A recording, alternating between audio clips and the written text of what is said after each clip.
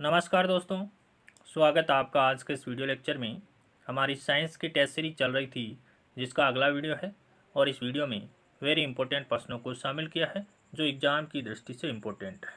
देखिए आज की वीडियो का पहला प्रश्न, ओम का नियम क्या परिभाषित करता है। ओम का नियम है वो धारा और वोल्टता दोनों को प्रदर्शित करता है। ओम का नियम क्या कहता है, V बराबर आई आर होता है। ओम का नियम क्या होता है, V बराबर आई आर होता है। अगला प्रश्न देखिए, यदि किसी तार की त्रिज्या आधी कर दी जाए तो उसका प्रतिरोध कितना गुना हो जाएगा। तो यदि किसी तार की त्रिज्या को आधा कर देते हैं तो उसका प्रतिरोध है वो कितना गुना हो जाता है, 16 गुना हो जाता है। उसका प्रतिरोध 16 गुना हो जाएगा।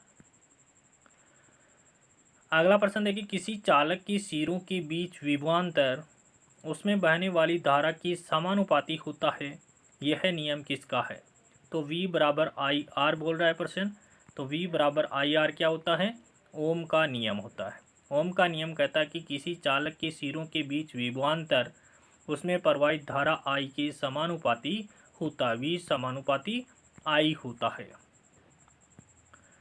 प्रश्न संख्या 4 देखिए, घरों में लगे पंखे, बल्ब आदि लगे होते हैं तो ये किस क्रम में लगे होते हैं, तो ये समांतर क्रम में लगे होते हैं। जबकि सड़क पर जो लाइटें लगी होती है, सड़क पर लगी लाइटें किस क्रम में होती है, श्रेणी क्रम में होती है। और हमारे घरों में जो विद्युत उपकरण लगे होते हैं वो किस क्रम में होते हैं, समांतर क्रम में होती हैं।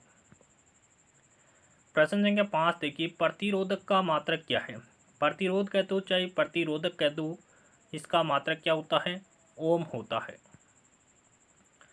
प्रश्न संख्या 6 देखिए, एक चालक का प्रतिरोध 440 ओम है, इसे 110 वोल्ट के स्रोत से जोड़ा जाए तो इसमें कितनी धारा प्रवाहित होती है।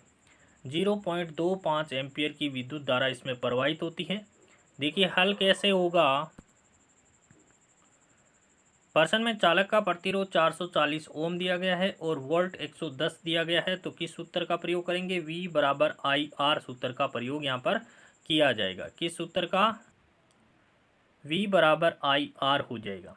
अब V बराबर मान किसका पूछा गया, I का मान पूछा गया, धारा कितनी प्रवाहित हो रही है, तो I बराबर क्या हो जाएगा, V बट्टा आर हो जाएगा। V का मान हमें प्रश्न में 110 वोल्ट दिया गया है और R का मान, प्रतिरोध का मान 440 वोल्ट दिया गया है। तो I बराबर 110 बट्टा 440 हो जाएगा। 0 से 0 कैंसिल हो जाएगा। 11 का भाग 4 में देंगे तो 1 बट्टा 4 I हो जाएगा। जब 4 का भाग 1 में देंगे तो 0.25 I बराबर हो जाएगा 0.25। तो क्या हो जाएगा, 0.25 धारा का मात्रक क्या होता है, एम्पियर होता है। अगला प्रश्न देखिए, किसी परिपथ में एक बिंदु पर मिलने वाली धाराओं का बीजीय योग क्या होता है। किसी परिपथ में एक बिंदु पर मिलने वाली धाराओं का बीजीय योग है वो 0 होता है। प्रश्न संख्या 8 देखिए, आदर्श वोल्ट मीटर की प्रतिरोधकता कितनी होती है। तो आदर्श वोल्ट मीटर का प्रतिरोध कितना होता है, अनंत होता है, असीमित होता है या अनंत होता है। प्रश्न संख्या 9 देखिए, विद्युत उपकरण में अर्थ का उपयोग होता है तो अर्थ का उपयोग सुरक्षा के लिए किया जाता है। प्रश्न संख्या 10 देखिए, विद्युत फिटिंग्स में एक तार को भू संपर्कित किया जाता है, इसका कारण क्या है। यदि लघु पतन यानी शॉर्ट सर्किट हो जाए तो विद्युत धारा है वो भूमि के अंदर चली जाती है, इसलिए विद्युत फिटिंग्स में एक तार को भू संपर्कित किया जाता है ताकि लघु पतन यानी शॉर्ट सर्किट होता है तो विद्युत है वो कहाँ चली जाएगी, भूमि में चली जाएगी। प्रश्न संख्या 11 देखिए, प्रत्यावर्ती धारा को दिष्ट धारा में, प्रत्यावर्ती धारा को दिष्ट धारा में, एसी करंट को डीसी करंट में कौन परिवर्तित करता है। अल्टरनेट करंट को डायरेक्ट करंट में कौन बदलता है, तो ये बदलता आपके रेक्टिफायर। प्रश्न संख्या 12 देखिए, आपस में जुड़ी दो आवेशित वस्तुओं के बीच विद्युत धारा नहीं प्रवाहित है, यदि वे है तो समान विभव पर है तो उसमें धारा प्रवाहित नहीं होती है। आपस में जुड़ी दो आवेशित वस्तुओं के बीच विद्युत धारा का प्रवाह नहीं होता है, कब, जब वो वस्तुएं समान विभव पर हो। प्रश्न संख्या 13 देखिए, इलेक्ट्रॉन करंट का यूनिट निम्न में से कौन सा है?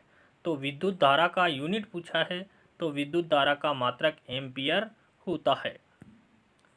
प्रश्न संख्या 14 देखिए, तांबा मुख्य रूप से विद्युत चालन के लिए उपयोग में लिया जाता है क्योंकि तांबे का उपयोग विद्युत चालन में क्यों किया जाता है? इसकी विद्युत प्रतिरोधकता कम होती है। तांबे की विद्युत प्रतिरोधकता कम होती है, इस कारण से तांबे का उपयोग विद्युत चालन में किया जाता है। प्रश्न संख्या 15 देखिए, ताप की बढ़ने पर चालक पदार्थों का, ताप बढ़ेगा तो चालक पदार्थों का विद्युत प्रतिरोध बढ़ता है तथा विद्युत चालकता घटती है। ताप बढ़ने पर विद्युत प्रतिरोध बढ़ता है और विद्युत चालकता घटती है। प्रश्न संख्या 16 देखिए, निम्न में से कौन अचालक है? जर्मेनियम, सिलिकॉन और आर्सेनिक क्या है? अर्धचालक है, सेमीकंडक्टर है, अर्धचालक होते हैं ये तीनों। और सेलेनियम क्या है? सेलेनियम अधातु है। सेलेनियम क्या है? अधातु। अधातु होते हैं विद्युत के कुचालक होते हैं, अचालक होते हैं। प्रश्न संख्या 17 देखिए, अति चालकता का लक्षण है उच्च पारगम्यता। अति चालकता का लक्षण क्या होता है? उच्च पारगम्यता। प्रश्न संख्या 18 देखिए, निम्नलिखित में से कौन सर्वोत्तम विद्युत चालक है?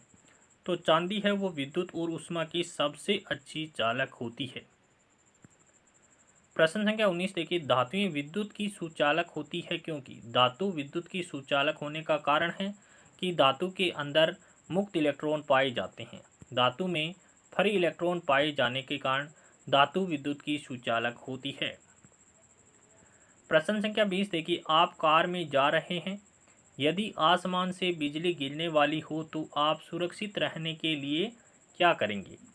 तो कार की खिड़कियां बंद कर लेंगे। प्रश्न संख्या 21 देखिए, वस्तुओं का आवेशन किसके स्थानांतरण के फलस्वरूप होता है? तो वस्तुओं पर आवेश इलेक्ट्रॉन के स्थानांतरण के कारण होता है। प्रश्न संख्या 22 है, एक वस्तु का द्रव्यमान 10 किलोग्राम है, पृथ्वी पर इसका भार कितना होगा? तो पृथ्वी पर इसका भार 98 न्यूटन होगा, 98 न्यूटन हो जाएगा। कैसे होगा देखिए, एक वस्तु का द्रव्यमान कितना दिया गया है?